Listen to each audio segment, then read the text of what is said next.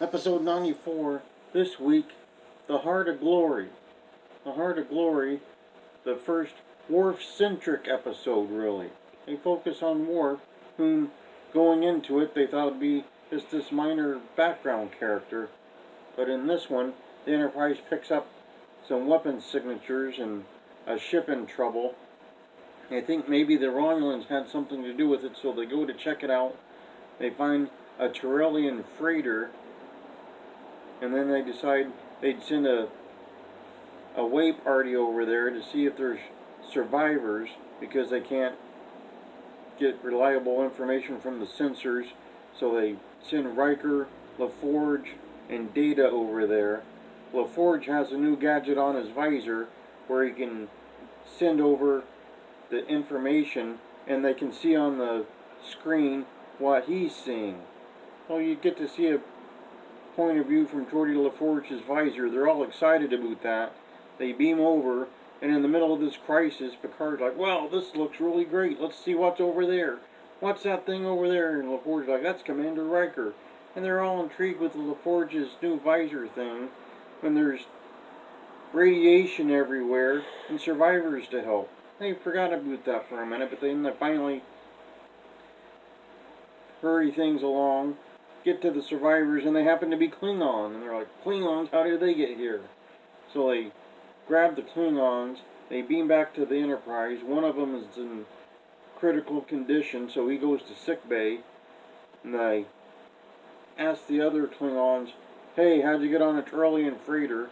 And one Klingon says, "Oh, yeah, we were passengers, and we were on this freighter, and we got attacked by the Ferengi, and that's what happened here." And they're like, "Oh, okay, that makes sense." And then when the Klingons leave, they're like, "That doesn't make sense, because that's not what the weapon signatures were showing." And so they're confused.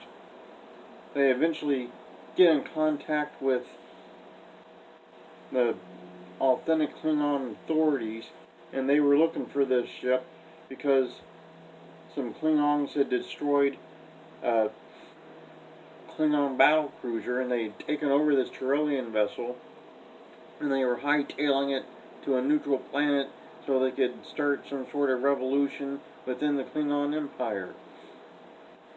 So the Klingons are like, "We'll be right there to get our people." And Picard's like, "Okay, we'll have them here."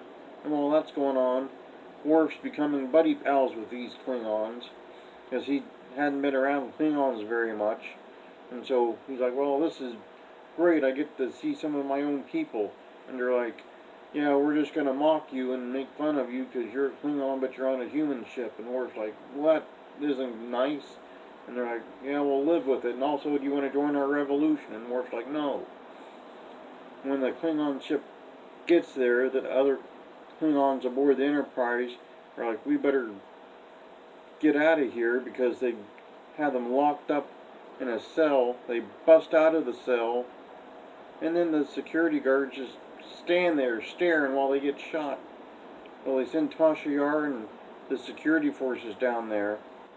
There's a brief hostage situation when a woman and her young daughter get off the turbo lift right into the middle of this battle situation where there's fugitives trying to flee the ship.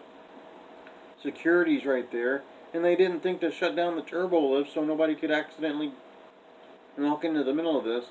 And the Klingon's like, "Oh, here's your daughter back," and they go back to the fight, and the Klingons end up being taken into custody, but then they try to break out again. They end up in engineering. They got a phaser to the dilithium chamber. They're going to blow up the ship. Worf ends up just killing guys. Just killing the guy. He falls 3 stories down, busts the floor up, and then when Worf goes to the bridge, he tells the Klingon commander, "Yeah, they're all dead now. And like, they died well in battle. They maintained their honor." And the commander's like, "Well, good enough for me." And Picard's like, "You want the bodies back?" Like, "Nah, you can have them." And he just takes off. And that was pretty much what was going on. Some interesting notes in this one. It was the first time that Lance Vaughn was on a Star Trek episode. He went on to be in multiple episodes of all the series. He became a series regular for Enterprise. He played the Admiral, but this was his first time in Star Trek. It was the first time we saw the Klingon death cry, where they all scream when a Klingon died to warn the people in the afterlife. It was the first and only time they referred to the Klingon homeworld as Kling. They were going to go with it, decided that wasn't a good name, and they went with Kronos later, which was what the rest of the series used as the name of the homeworld. Like I said, the first Worf-centric episode. It also did not have Counselor Troy nor Wesley Crusher in the episode. They were both absent from the episode. And it was also one of the very, very few times they used that video from LaForge's visor technology. They pretty much dropped it until like one of the last seasons. They used it once, and then they used it in the first crossover movie where the Next Generation and the original series crossed over. But other than that, they didn't really use it very much because it just showed distorted colors and figures and shapes, and there wasn't much actual use of it, so they pretty much just dropped it, even though it was a good idea if they would have had Geordi seeing something close to normal vision through his visor. It might have been useful, but they did not. But pretty much that's episode 94.